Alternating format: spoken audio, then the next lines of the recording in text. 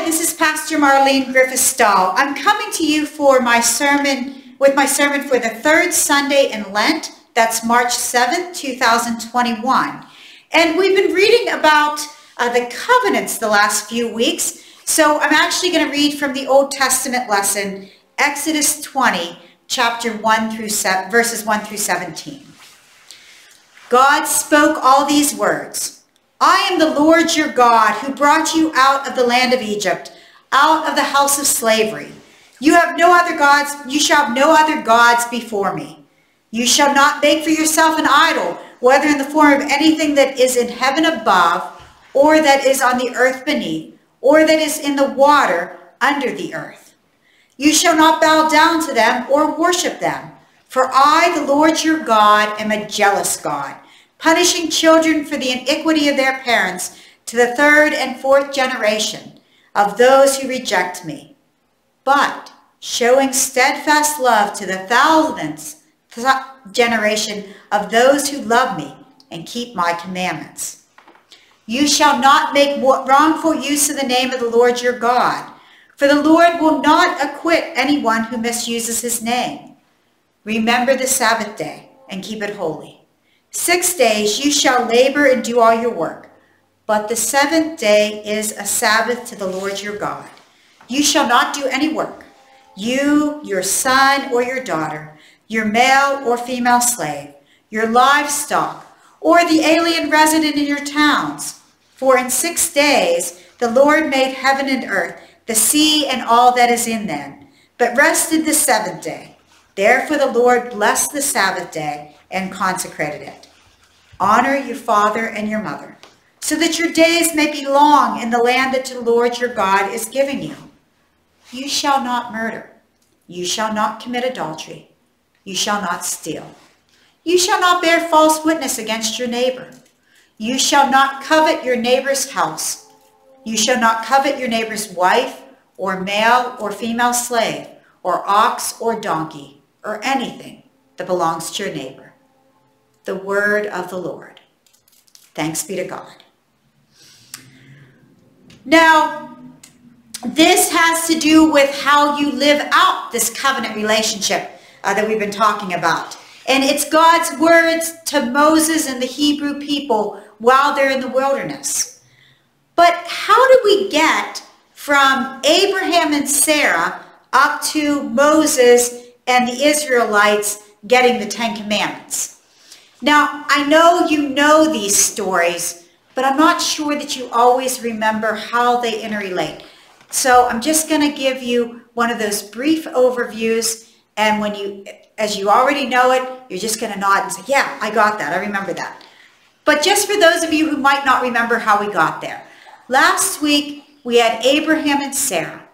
And of course, they were promised this covenant relationship between God and God's people, and especially with Abraham and with his descendants.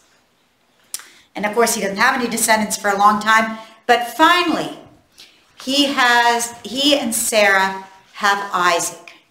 Now, Isaac actually ends up with 2 sons. Rebecca has twins that even fight in the womb. That's Esau and Jacob. Now, Jacob is the youngest, but he's the one who ends up with the blessing and ends up being the one that the covenant is passed through. Not that Esau's family is still part of the covenant. I don't want you to mishear that. But it means that this promise to be the father of kings and the great nation, that great nation gets passed through Jacob. Now, Jacob has a lot of sons. In fact, Jacob has 12 sons. And Jacob's name gets changed at one point to Israel. And it's his sons. Technically, it's most of his sons. Levi doesn't get named as a tribe. And his son Joseph, his favorite son Joseph, gets 2 tribes named after him. But essentially, the sons and the grandsons are the 12 tribes of Israel. But that story of Joseph is really important.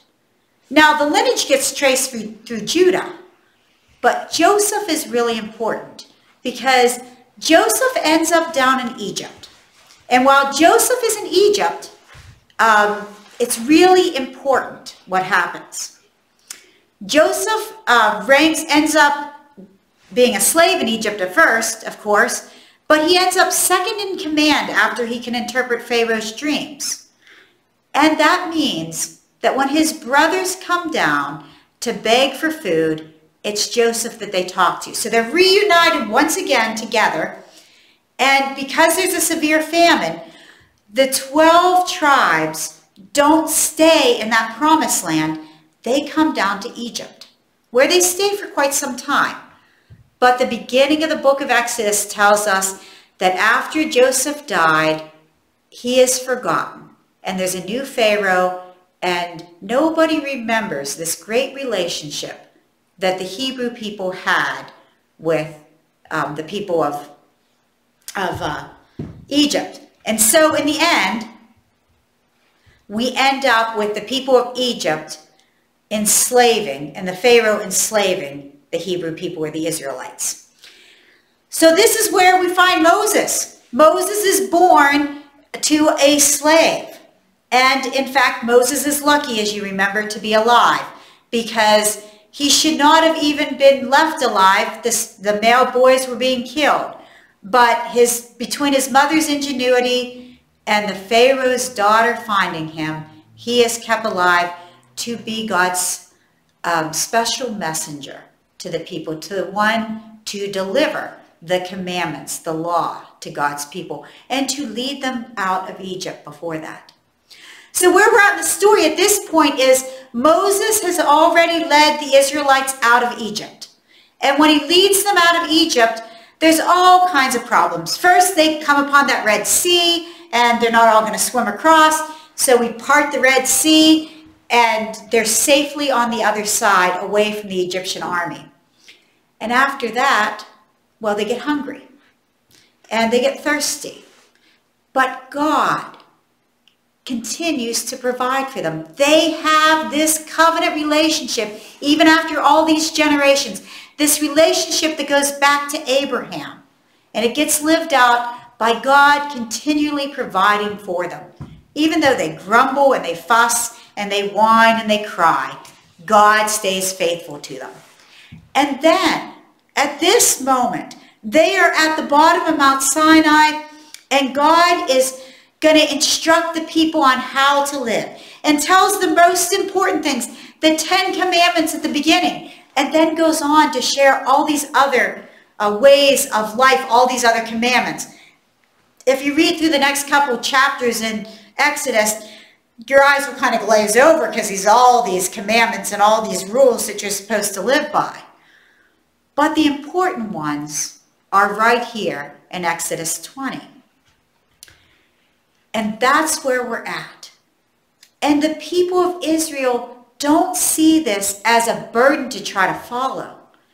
They see this as a way of giving life, a way of helping us to fulfill the life, the covenant life that God has promised us.